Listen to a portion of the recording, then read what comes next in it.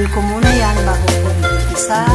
Tapos meron tayong ham, meron yung egg, ang ating rice. Nilagay na rin ang nilagay ko ng ating ham. Ayan. Nilagay na natin ang ating ham.